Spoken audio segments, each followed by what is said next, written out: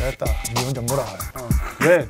나는 밥 먹을 가치도 없는 새끼다. 니 그 구이가 채용을 이길 거 있을 것 같냐고. 못 이길 것 같아가지고 수심 던졌는데. 그리고 약간 그러면서 2년 연속 10승입니다. 심창 해설위원은 못 해본 기록인데 첫 번째 10승했을 때, 두 번째 10승했을 때 어떻게 좀 마음가짐이 달랐었나요?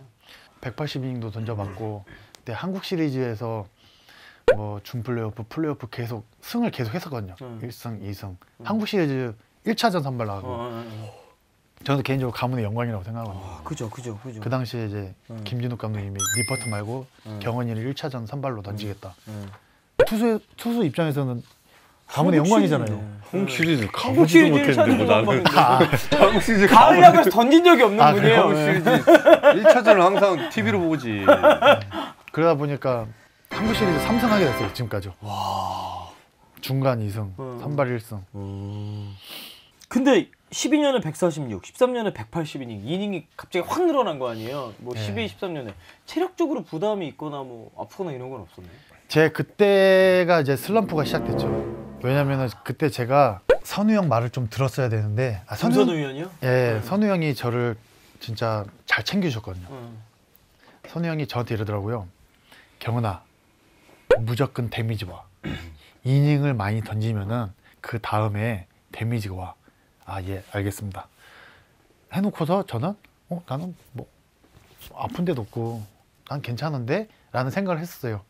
근데 그 14년도에 이제 공을 던지는데 1이닝 던지고 내려오면요, 전완근이 붙는 거예요. 펌핑이 돼가지고 공을 던지고 내려왔는데 웨이트 트레이닝 그 손목 운동 한 것처럼 딱딱하면서 이렇게 커지는 거예요. 손이 붓고. 아, 이게 데미지인가 보다. 근데 그 당시에 안 좋으니까 망 세워놓고 한 박스 망투하고 그리고 다음날 막 선발 나가고 막 이랬어요. 그때 그냥 2군을 갔었어야 돼요. 한 코치님이 말씀하시는 게 그 당시에 그냥 2군 내려가서 한 달 정도만 있었으면 오히려 더 좋아졌을 텐데 안 좋을 때 계속 붙잡고 있으니까 더 안 좋아진 것 같다. 그렇게 된 거예요. 그러다 보니까 제 전면 특허인 팔을 짧게 해서 던지는 게 팔이 커지게 됐고 그러다 보니까 구속자가 오고 네, 그랬던 것 같아요. 그래서 말씀해 주셨던 2014년 3승 15패 평균 자책 9.03 네. 자책점이 110점에 달할 정도로 좋지 않았는데 이거는 전 세계 기록 아니냐? 얼마나 불명의 기록은 제가 어느 정도 다 가지고 있을 거예요. 아니 붙박이 선발하다가 시즌 중에 불판 전환되기도 하고. 불판이 뭐야? 불펜 아니 불판도 맞는 얘기잖아요. 불펜 전환되기도 하고 7월부터 10월 사이에 8연패도 기록하시고 네. 얼마나 안 좋았던 건가요 이때? 그때 14년도 때 조절만 잘했으면 제가 패 횟수는 많이 줄었을 텐데요. 네. 우리가 그때 당시에 봤을 때 그렇게 기회를 주는 것도 힘들고 나가는 것도 힘들어. 그렇죠. 이거는 솔직히 1군에서는 말이 안 되는 기록이잖아. 110이닝 117점? 선수가 동기부여가 중요하다고 그랬잖아요. 뭐 남들이 보면 핑계일 수도 있고 하는데 그때 김진욱 감독님 나가셨어요. 맞아요. 네. 그러니까 마치 두 명의 부모를 잃었다고 표현할 정도로 저한테는 굉장히 큰 사건이었고 제가 그때 감독님한테 저도 진짜 야구 그만두고 싶다. 감독님 나가시고 그러니까 막 넌 그러지 마라. 약간 좀 그런 식으로 좀 잘 다독여 주셨고 왜냐면 2군에서부터 저랑 계속 오랫동안 같이 계셨거든요. 그럼. 진짜 제가 커피를 좋아하게 된 이유. 그쵸. 김진욱 감독님 때문에. 커피 진짜 좋아하시. 형도 뭐 저 남자 되게 멋있다 그러면은 저 사람을 닮고 싶어 하는 게 있잖아요. 그렇지. 난 저런 사람이 돼야 되겠다. 저런 분이 돼야 되겠다. 그래서 제가 그때 커피를 좋아하게 된 거예요. 커피를 안 좋아했었어요. 마인드도 약간 좀 김진욱 감독님처럼 닮고 싶고 그러다 보니까 김진욱 감독님이 갑자기 팀을 나가시니까 저한테는 엄청난 큰 충격이었어요. 흔히 야구는 또 멘탈 게임이라고 합니다. 노경원 선수는 외모와 달리요? 외모와 달리 감정 표출을 잘하는 편이다라고 하는데 네. 특히 저도 지금 앞에서 보고 있는데 이 눈망울이 되게 촉촉한 편이신 것 같아요. 그래서 눈물을 자주 흘리는데 노경원 선수를 울게 만든 그 장면들이 있습니다. 4구 좌측 가자!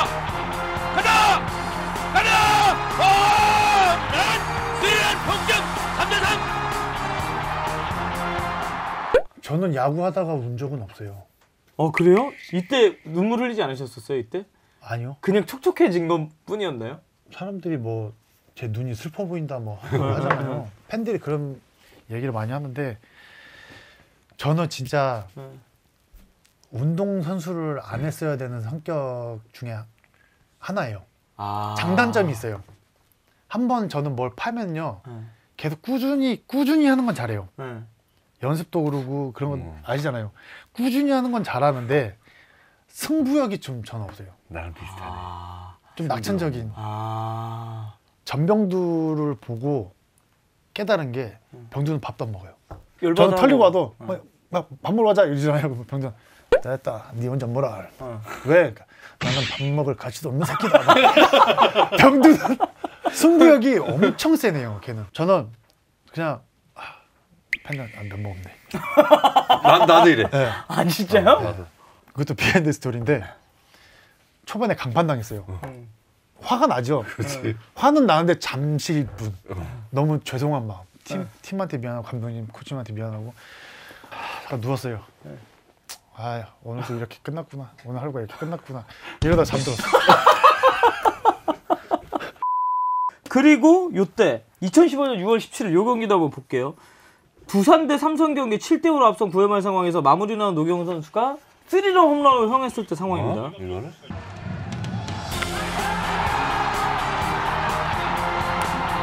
당장 넘어갑니다.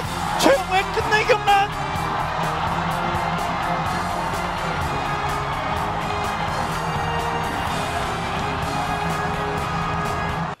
아니 이때 김태형 감독이 네 공이 최용우 이길 수 있을 것 같냐 이런 폭언을 하셨어요?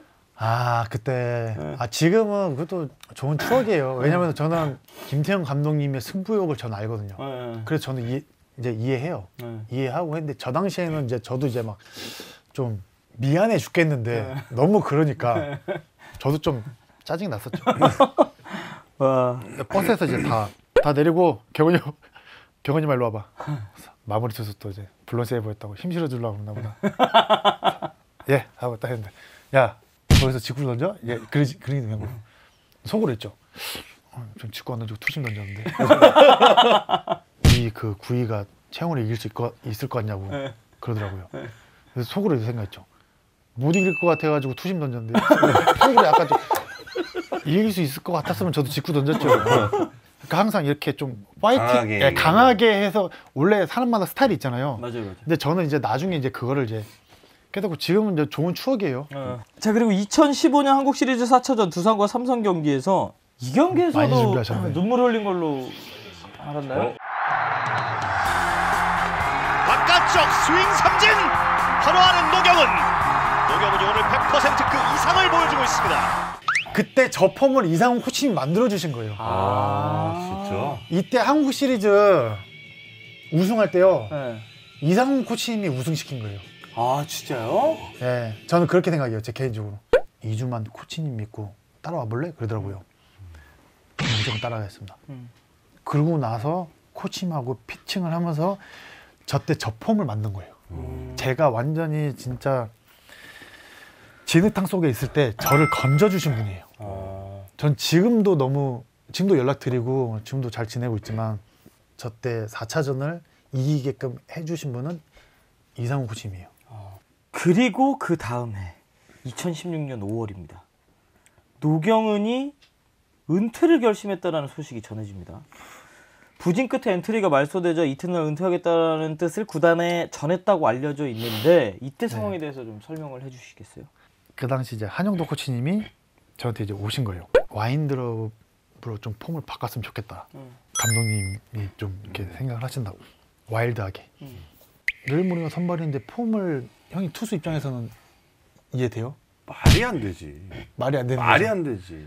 내일 모레가 그렇지. 시합인데 폼을 바꿔라. 그랬으면 캠프 때 말씀을 하시지. 그렇지. 왜 내일 모레 선발인데 폼을 바꾸라고 하시지? 그래가지고. 근데 선수 입장에서 어떻게 해요? 따라할 수밖에 없지. 따라할 수밖에 없어요. 왜냐면은 먹고 살아야 되고. 그거 아니면 안 쓸 건데. 예. 바꿨어요.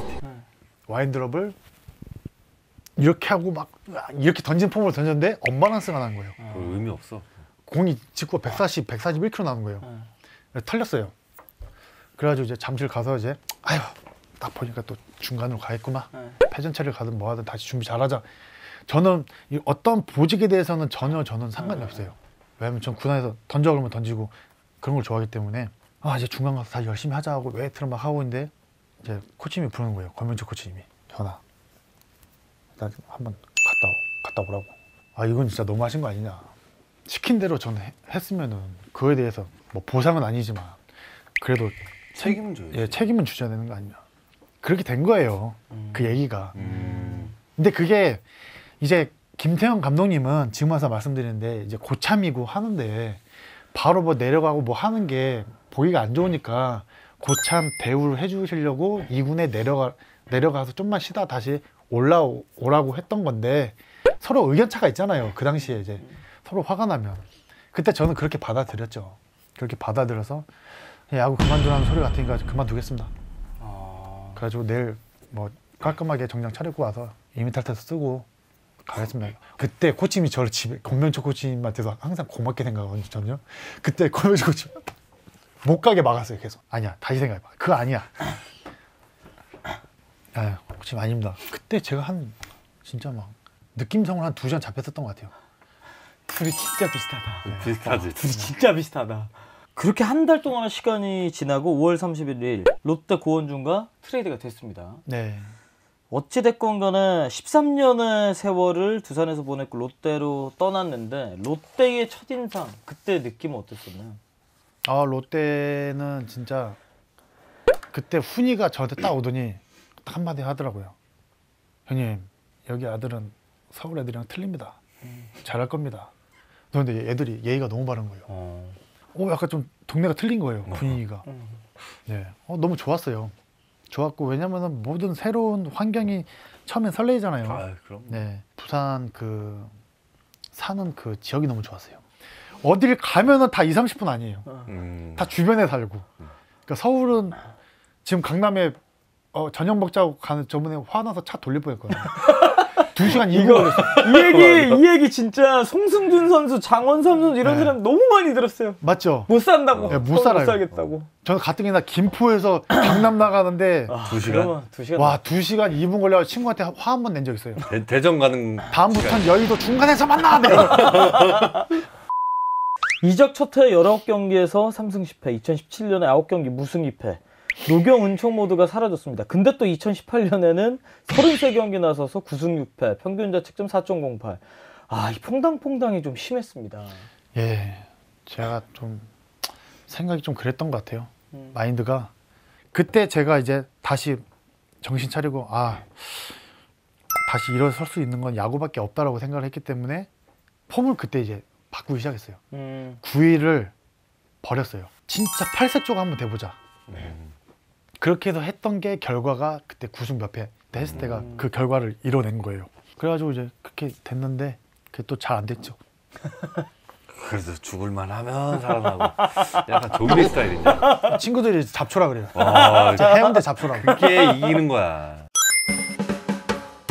인생에서도 좋은 경험이었고 뭘 그렇게 경험하고 위기가 많어. 도대체 언제까지 경험을 해야 되는지 모르겠어요. 먹고 살려고 하면요 그래서 남들은 방출이라고 하는데 제 자부심은 전 제가 나왔다고 생각해요. 그렇잖아요. 맞네.